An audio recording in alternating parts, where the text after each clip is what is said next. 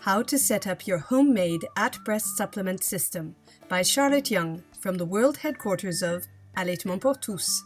An at-breast supplement system protects the sucking technique specific to breastfeeding, which protects breast milk production. Use of an at-breast supplement system on a finger is called finger feeding, and that will also protect the sucking technique specific to breastfeeding. Frequent milk extraction from breasts by a baby with an efficient sucking technique or a breast pump will protect breast milk production. To make your at-breast supplement system, you'll need a feeding tube for which the interior volume size must be CH5. Most pediatric feeding tubes are about 45 to 50 centimeters long.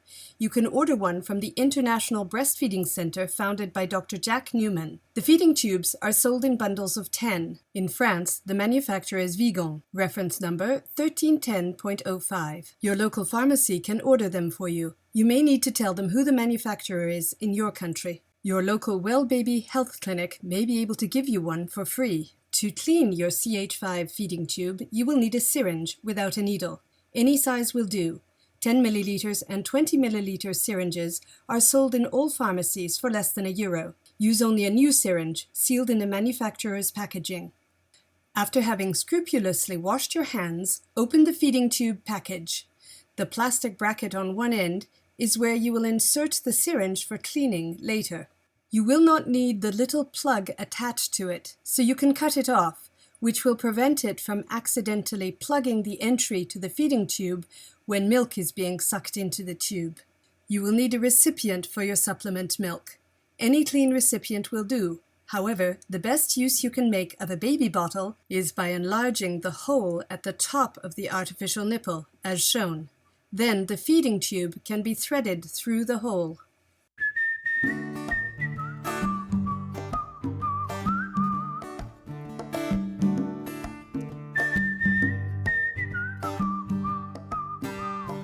Unscrew the top of a baby bottle and take out the round cover, replacing it with the artificial nipple, with the feeding tube already threaded through it.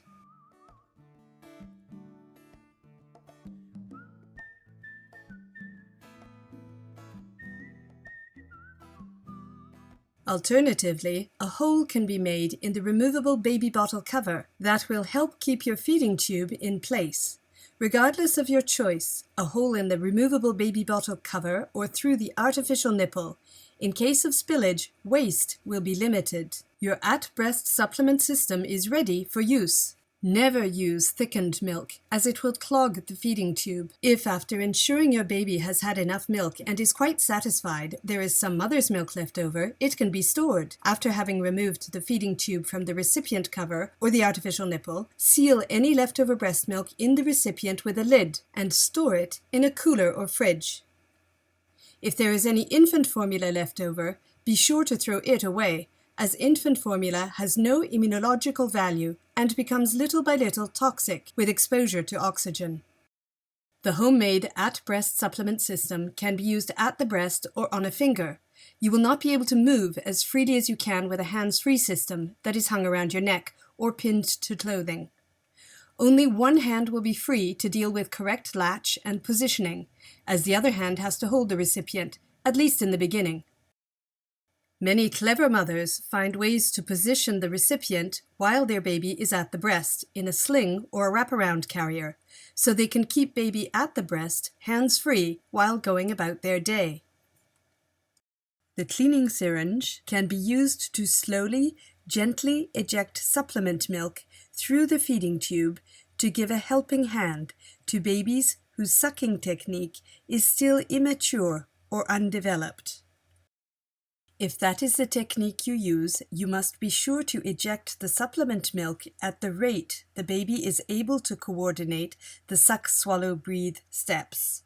An at-breast supplement system enables 100% feeding at the breast when, for whatever reason, breast milk production does not meet the baby's needs to 100%. If the baby's sucking technique is not yet optimal, which is often the case if the mother and baby have been separated at birth, or if there has been medical intervention, or if the sucking technique is disorganized, as seen here, when a cranial nerve is compressed, breast milk production will simply not be stimulated properly. In that case, it is important to stimulate breast milk production using either a good quality breast pump or by getting help from an older child with a mature, efficient sucking technique, such as an older sibling. Supplementing at the breast is something a baby bottle can never do.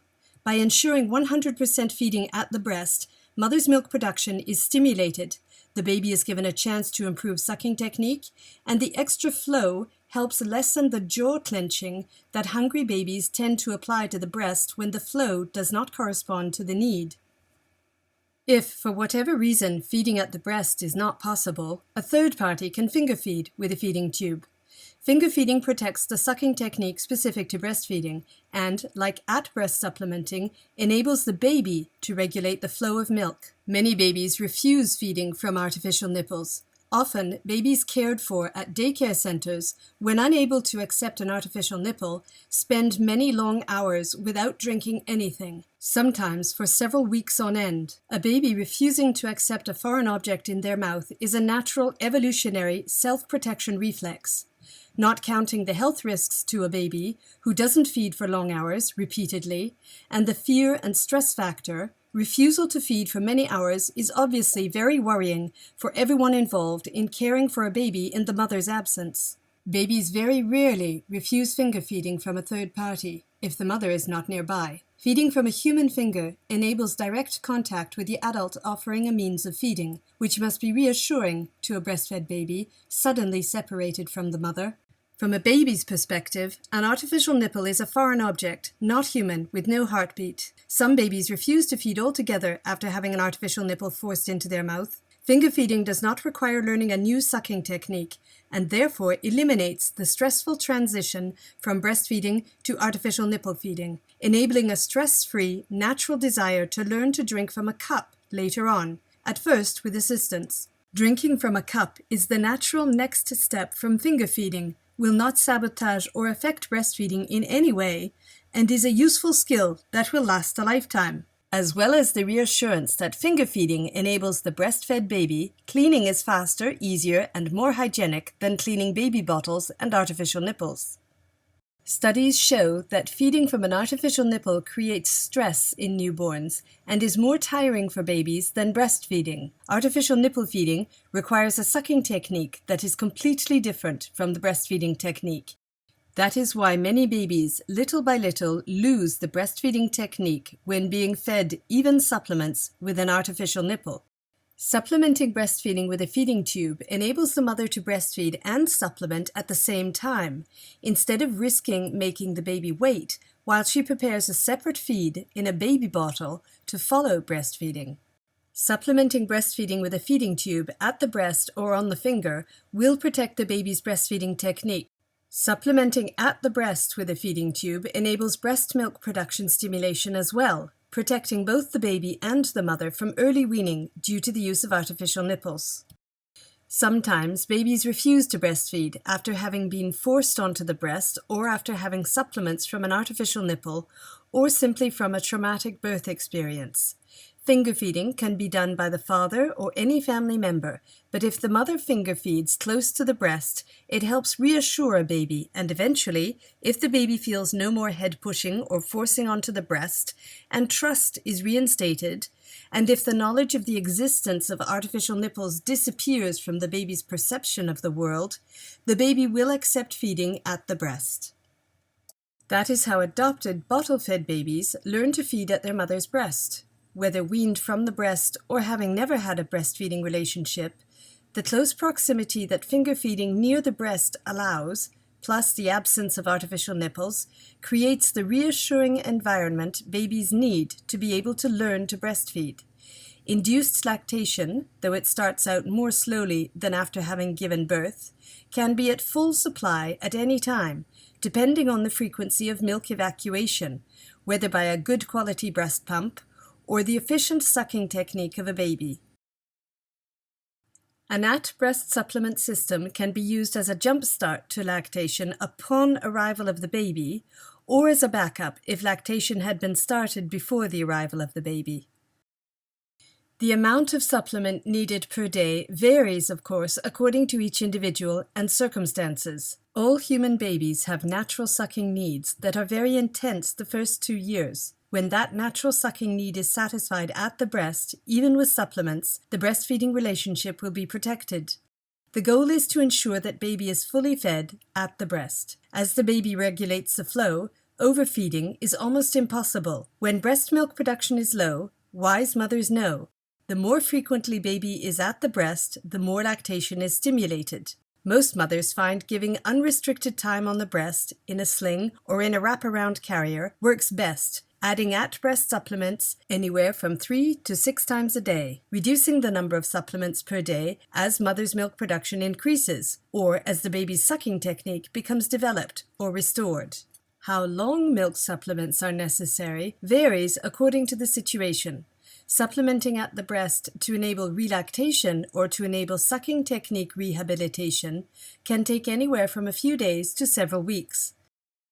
Milk supplements for bilateral hypoplasia, breast reduction surgery, or for induced lactation, at the very longest, will be needed until high-calorie, healthy table foods are a well-established part of a baby's diet.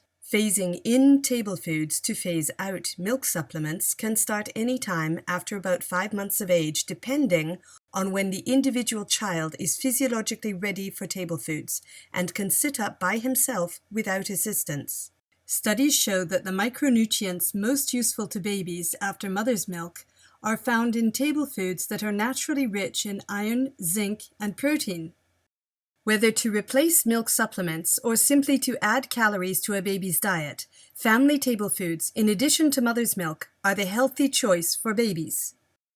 As healthy, high-calorie table foods begin to replace the calories from the supplemental milk, weaning from the supplemental system begins, unless, of course, full mother's milk production has already made the system unnecessary. The process of weaning a baby from the extra flow the at-breast supplementing system provides will require extra attention and extra time at the breast for the few days that process can take. For whatever reason milk supplements are necessary, and for however long they are necessary, with an at-breast supplementing system, anyone who chooses to can breastfeed, whatever the circumstances.